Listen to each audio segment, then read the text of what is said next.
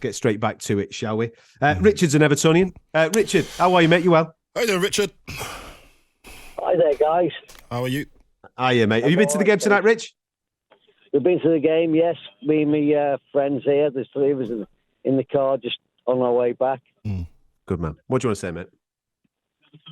Yeah, just really upset about the way the whole way the club's being run at the moment. Well, say at the moment for the last 25 years, really. Let's look at the game today. Actually, let's look at the game because I feel you didn't do too bad. It was better than most of the games that's been coming up for you. How do you go on their performance tonight? Yeah, we well from a performance this evening, then we didn't do too badly. You know, we performed better than certainly me and my friends here today thought. Yeah, but but because there's a way to lose, isn't there? There's a way to lose, and I felt today you lost, but you was unlucky in spells. If you understand where I'm coming from.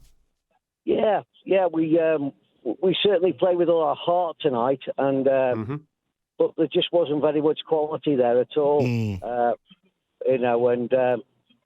thought Damari Gray played. We were calling him Spartacus this evening because we thought he played really well. But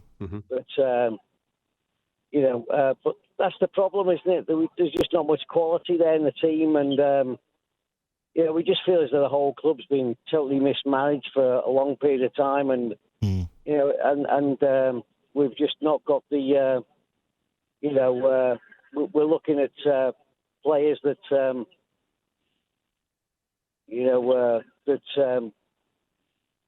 we're just going from game to game with total lack of quality and the. So, do you think there's huff and puff there? There's no lack of trying. If you get me, because that's what I saw tonight. I saw everyone was trying, but yes, as you said, the lack of quality. But then when you look at how the club's being run, is that more of a concern to you long term? That's really why I was calling this evening, is that we just feel as though the whole club has been totally mismanaged from top to bottom for such a long period of time. And yeah, I've got to admit that we came here this evening feeling as though we weren't going to win, because really speaking, we've got more important things to worry about, which is really staying inside the Premier League. And I don't feel as though the people running the club are basically capable of keeping us in there. So what's the steps? What's the steps that you would like to see? What was the steps that you'd like to see to get staying in the Premier League? Well, I'd like to see the whole total revamp of the whole board. Really, I see Bill Kenwright has been there for a long period of time, and he's totally mismanaged the whole club from top to bottom. And I feel as though the whole club really has been all about keeping him in his position rather than creating a situation where Everton can perform, and reflect the history that we've got in terms of winning trophies. There's no identity, is there? There's no identity at all, Richard. When you and it's been like that for a long period of time, 8 managers in 9 years. That screams to everybody from the outside. And listen, this is your club. You know a lot more than I do, mate. But it screams from the outside that is mismanagement from the top. There's people on that board that they either have absolutely no idea what they're doing, or they're just, as you're kind of saying there, looking after themselves without any real consideration for the football club and the fans.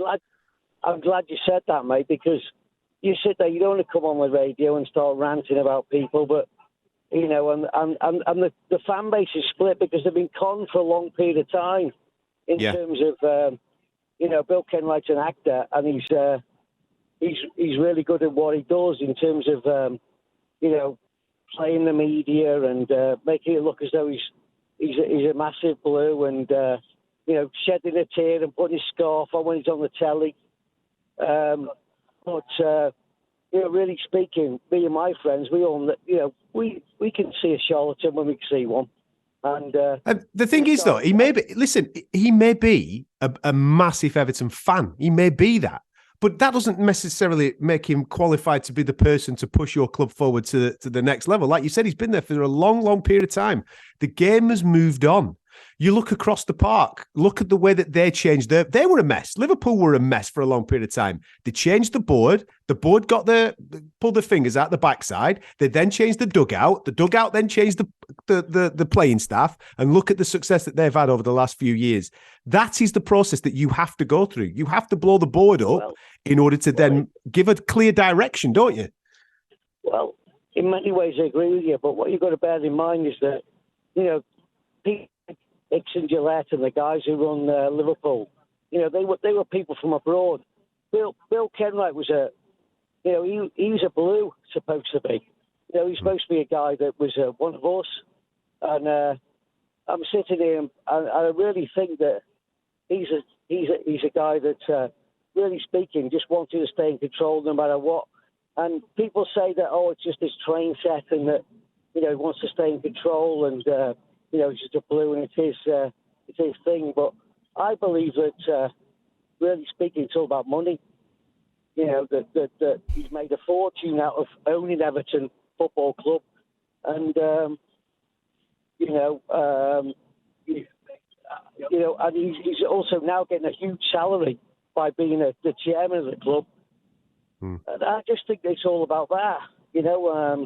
I really don't believe that, a lot of people say that he's a massive blue, but I'm sitting here thinking, if it had been a massive blue, I mean, there's rumours that Mansour was actually looking at buying Everton, and he was frightened off by the fact that the Bill Kenwright wanted to be still the chairman, things like that. I can hear the frustration in your voice, man, and I don't think you're on your own there, Richard. Listen, thank you so much for giving us a little bit of your time. Safe travels on, pal.